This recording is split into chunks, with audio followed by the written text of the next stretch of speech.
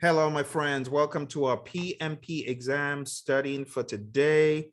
We're going to be taking a look at risk management. You know, risk management is a beast. It has 7 processes, a lot of minutia. So we've got 20 questions to talk about. Let's jump into them one by one. I call it the PMP exam risk quiz 1. Here is your first question. Now, these have got 5 options, and I've done it this way to make it more challenging.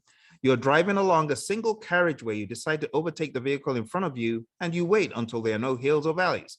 At this point, you can see a full mile of the oncoming lane to ensure no traffic is visible before overtaking to reduce the probability of a head-on collision. Which risk approach does this describe? Now, I'm going to be reading these very, very quick. So I would implore you to go as quick as you can. 1 minute, 15 seconds, hit the pause button. And when you spend enough time, listen to the answer. Okay. All right. Spoiler alert. Hit the pause button so that you don't hear the answer if you're not ready. Okay. The answer is not E, neither is it D. Why is that? Let's take a look at the keyword here towards the end. Keyword. To reduce the probability of a head-on collision. When you reduce the probability or impact, you are mitigating. So the answer to this is A. It's mitigate. All right. By the way, if you have any doubts about these questions, I invite you to put a comment below so that I can better help address any doubts you may have. Okay. Good. Move on. You're working in a chocolate manufacturing company on a local project. After meeting with a client for a weekly meeting, you learn that they are looking for 20 tons of chocolate to be supplied to an overseas facility. Your firm decides to put aside a contingency reserve of $509,000 to manage the opportunity if it is awarded to your firm. Which risk approach does this describe? Hit the pause button if you need more time, because I will reveal the answer very soon.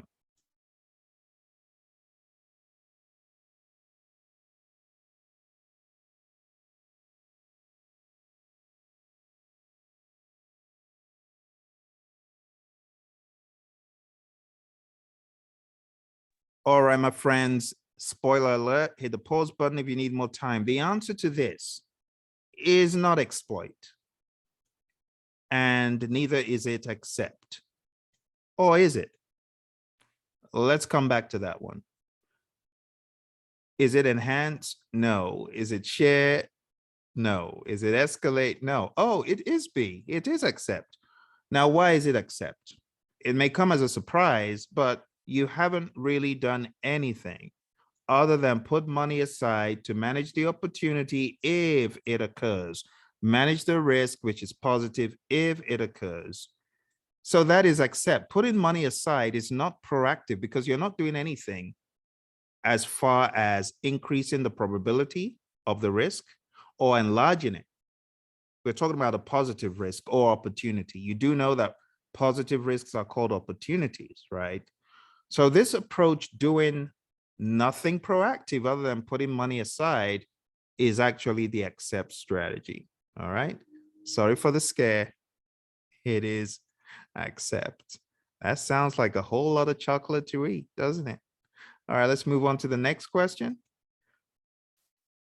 All right, question number 3. You are categorizing risks by source and type. What does this describe?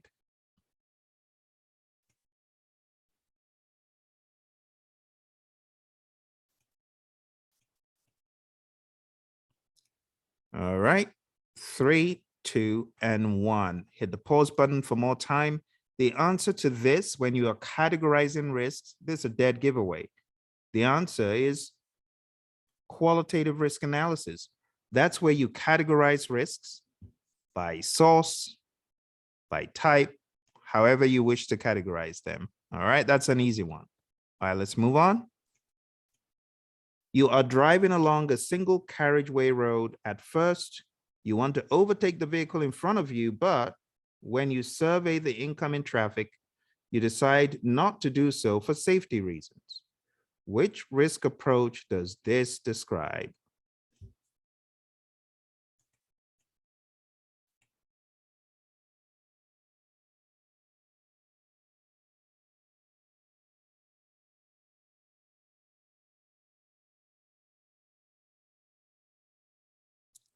All right, 3, 2, and 1. This should be pretty straightforward. So it says you decide not to do so. You decide not to bite. So it's neither of the others except avoid. Not doing so, not taking the risk. That's avoidance. All right, so the best answer is C. That one is probably the easiest of them all because doing nothing is very straightforward. All right. Let's move on to the next one.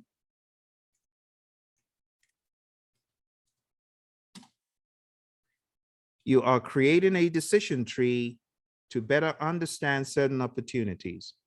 What does this best describe?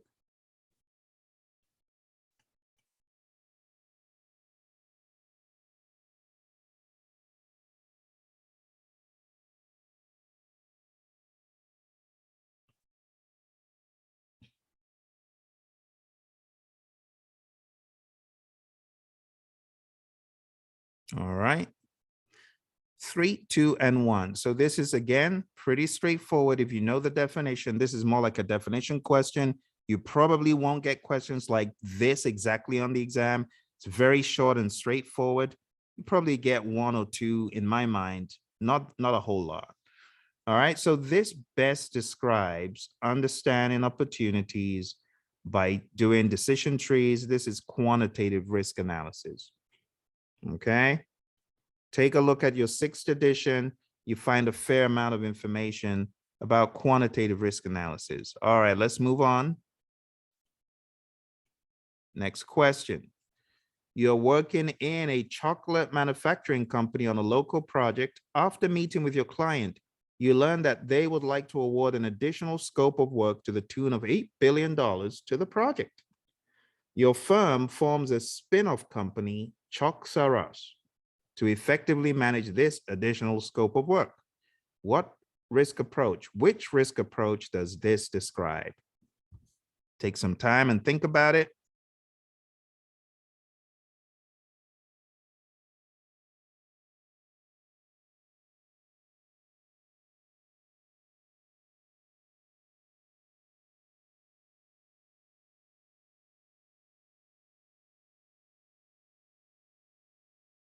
All right. 3, 2, and 1. Hit the pause button if you need more time. So in forming a spin-off company, my friends, what you've done here is not exploit. Neither is it accept. It is not enhance. Neither is it escalate. It is a share approach. Now, if you read the definition of share in the PMBOK guide, which I will do for you very shortly, but if you talk about sharing a risk, you are sharing some or all of the opportunity. But beyond that, there are certain descriptions in the PMBOK guide that you should be aware of when it comes to sharing. So let me read. This is in the 6th edition, page 444, and it reads, sharing involves transferring ownership of an opportunity to a third party so it shares some of the benefit of the opportunity if the opportunity occurs. It is important to select the new owner of a shared opportunity carefully so they are best able to capture the opportunity. Then it goes into examples. It says examples of sharing actions include forming risk-sharing partnerships, teams, special purpose companies. This is a special purpose company in this example, or joint ventures. So the best answer is share. You got to understand PMI's minutiae in the book, and it will help you. Let's move on to the next one. You are deciding upon the format of the risk register and creating a risk strategy. What does this describe? Again, hit the pause button if you need more time. I'll be showing you the answer pretty quick.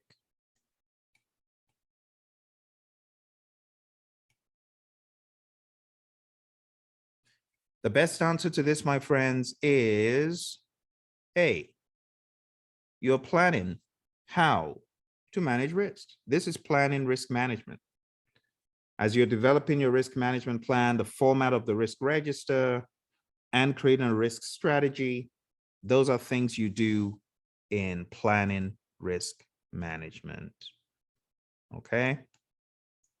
Let me share a page with you in the PMBOK guide so that you can read some of this stuff. Now, if you are reading the very beginnings of risk, like the very first few pages, you'll see that the risk register and the risk strategy are things that you do earlier on. In fact, risk strategy is listed as one of the major ingredients in a risk management plan. Just go to page 405, check that out. And then when we talk about the methodology, specific approaches, tools, sources that will be used, we're talking about planning as well, okay? When we define the risk categories in advance, you talk about the different categories in the risk breakdown structure. All of that stuff is done in planning, okay? Even up to the probability and impact matrix, all of that stuff. Okay. Let's move on. Next question. You are analyzing stakeholder risk tolerance levels. What does this describe? This is another one that's going to go very quick, so hit the pause button if you need more time. All right, 3, 2, and 1. Okay. So the best answer to this, as far as where you bring your stakeholders in right from the get-go, is plan risk management. So when you are exploring stakeholder risk tolerance levels, you are in the planning section of risk management. Stakeholder risk tolerance levels. It's something that you want to do upfront, okay? Anything to do with how your stakeholders may feel about risk in general. We're not talking about any one particular risk, but we're just talking about risks in general, okay? Those stakeholder risk tolerance levels, we talked about them earlier on. All right, let's move on to the next one. So to make it very clear, the answer, so take this one, that's A. All right. Let's move on.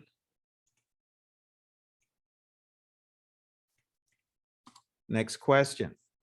You know that in the next 2 weeks, you will be embarking on a trip to Flagstaff, Arizona, driving along the notoriously narrow and steep 60 degrees carriageway, single carriageway road. You have purchased insurance ahead of the trip that covers collision, property, and yourself in the event of an injury. What risk approach does this describe?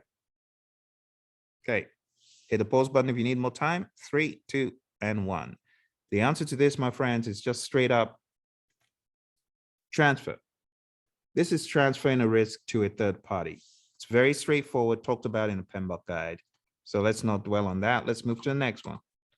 You just computed the expected monetary value of a project. What does this best describe? Hit the pause button for more time. I will reveal the answer pretty quick. All right, the answer for this is not A, B, or C. It is quantitative risk analysis. That is where you compute expected monetary value. All right, moving on. Next question. You are deciding how to respond to a certain risk event.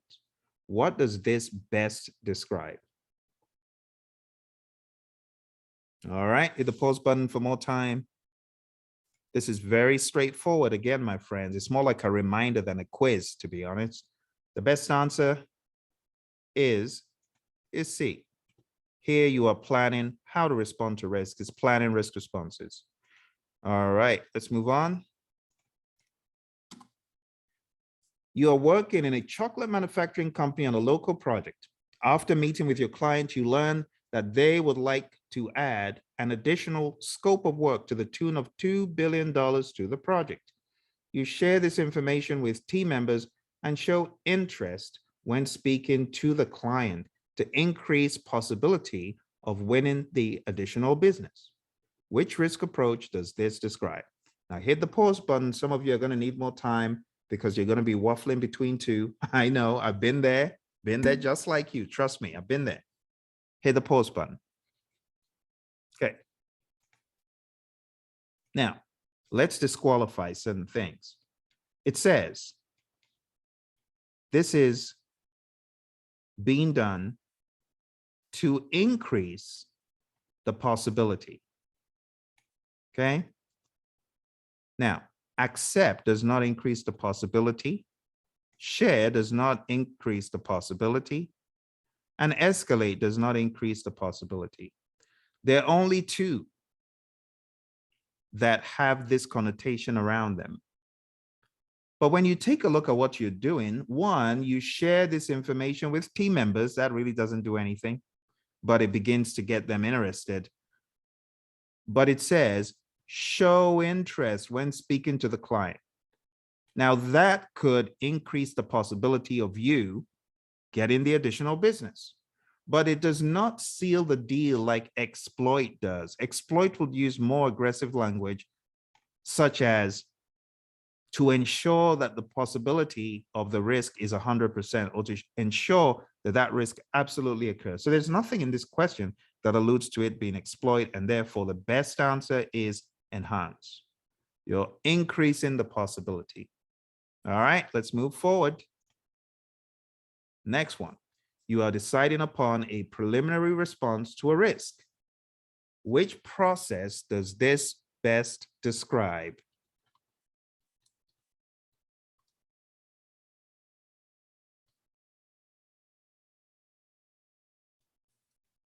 All right, 3, 2, and 1. Let's go ahead. And the answer to this, my friends, is not planned risk responses. I know it's going to shock you, but it's not. The key word is preliminary response. And it's not implement risk responses either. It's not monitor risk. The best answer is identify risks. All right, now it might come as a surprise, but this is talked about in the 6th edition. If you go on down to page 411, it reads, preliminary risk responses may also be identified and recorded in identify risk. It's right there. All right. All right, let's go to our next question here. You are driving along the single carriageway road. You decide to overtake the vehicle in front of you and you wait until there are no hills or valleys. At this point, you are able to see a full mile of the oncoming lane to ensure no traffic is visible before gleefully overtaking. Which risk approach does this describe? All right, hit the pause button if you need more time because I am about to reveal the answer. Okay, so the answer is obviously not escalate or transfer, and it's not avoid. Now, there's going to be a little bit of waffling between avoid and perhaps accept and mitigate, but it's not accept because you are taking some action. You wait until there are no hills or valleys. This should be a reminder of the earlier question we saw. The reason why it is not avoid is anything could happen. A car could come out of the bushes. A car could come out from anywhere, you know, that is not immediately visible, but to you, what you're seeing is the stretch of road. But haven't you seen people veer out from the bushes? It's not impossible. So it's not an absolute zero probability. And for that reason, it's not avoid. The best answer is mitigate. Okay. Avoidance in this case would be not to overtake, right? Because when you think about it, there's still a risk that bad things could happen when you're overtaken. Other things could happen, okay? So you got to think about it. Although there's no immediate threat visible, there could be one in the bushes, or your vehicle could malfunction. So the risk of a bad thing happening is not totally eradicated. I hope that's clear. All right, let's move on to the next one. You identify new risks midway into the project. What does this best describe?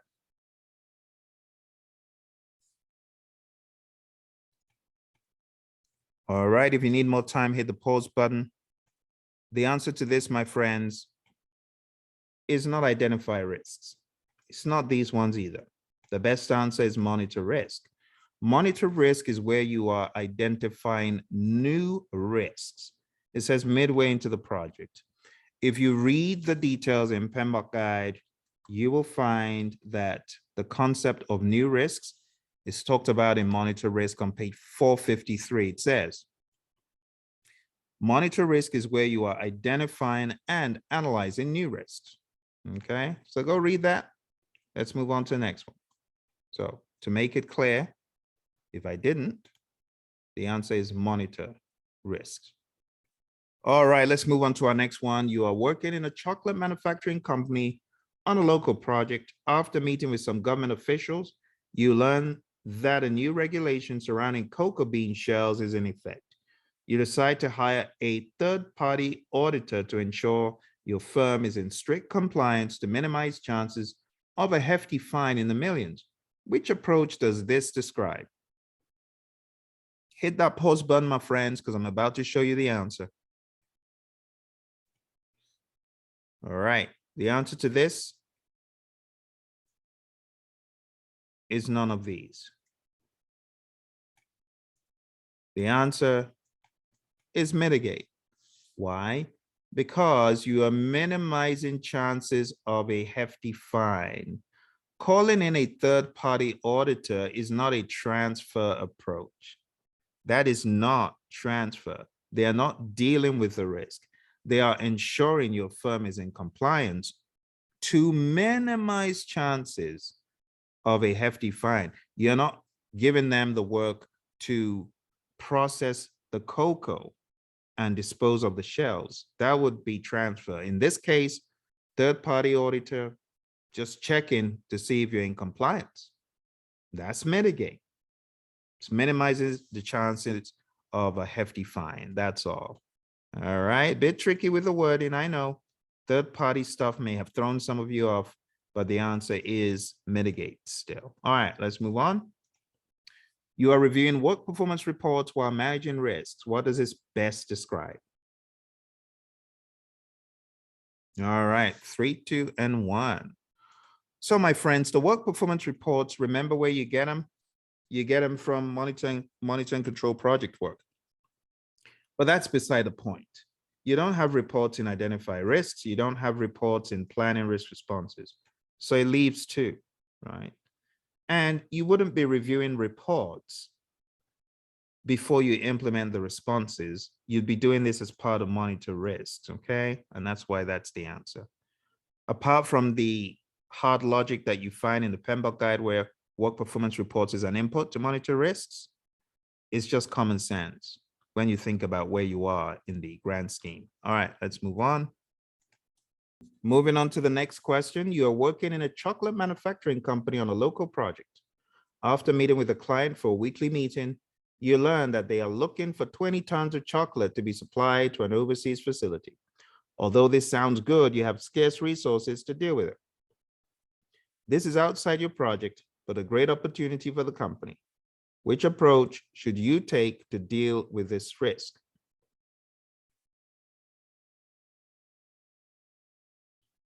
All right. So hit the pause button if you need more time. The answer is not exploit, because this is outside of your project. And for that reason, all the others are not appropriate. It's outside of your project. So the best thing you should do at this point is escalate the risk because it's at the company level. It says a great opportunity for the company. Which approach should you, as you as a project manager, what should you do? Shouldn't do any of the others because it's outside of your project. So I think one of the things people miss about the escalate strategy is knowing the best place to use it. So let's read the escalate strategy a bit. It reads, escalated opportunities. Okay, let's read. Escalated opportunities are managed at the program level, portfolio level, or other relevant part of the organization and not on the project level. See that? The project manager determines who should be notified about the opportunity. But let's read the very beginning.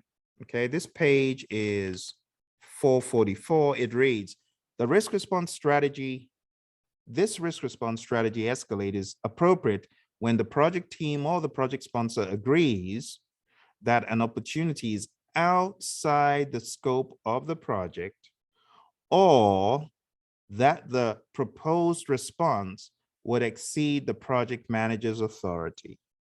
There you go. It's outside the project. It's better to escalate this. Okay, hope that makes sense for you. Let's move on to the next question. We only got a few more at this point. All right, let's read.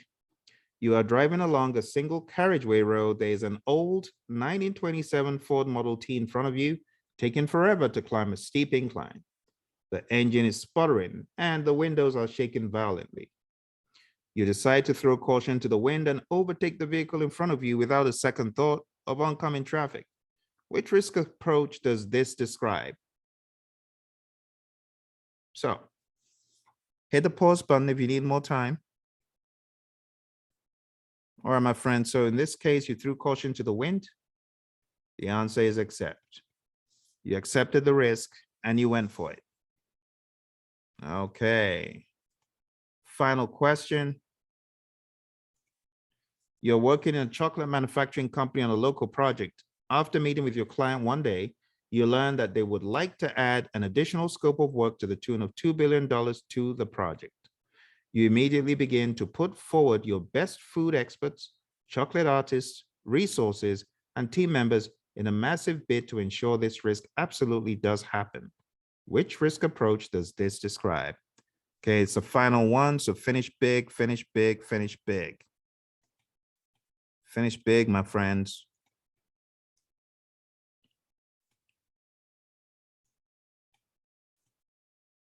All right.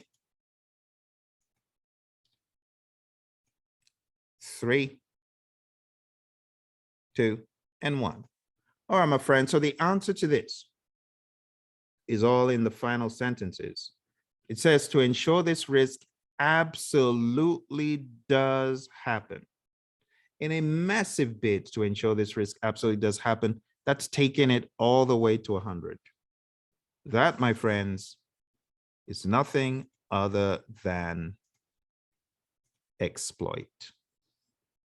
That's the exploit strategy. Okay. And we have come to the end of our session today on these risk-related questions. I hope it helped you hone in on risks. We got immersion training at hpmexam.com. It's a half-day boot camp. If you're struggling and you're finding value from these and you feel like you need more and more help going down there, if you need a full-blown 35 contact hour course, go to projectmanagementmasterclass.com or go on down to Praizion.com and take a look at the plethora of training materials and options we have for you. All right, I hope you found value from this. I'll see you in the next episode. Bye for now.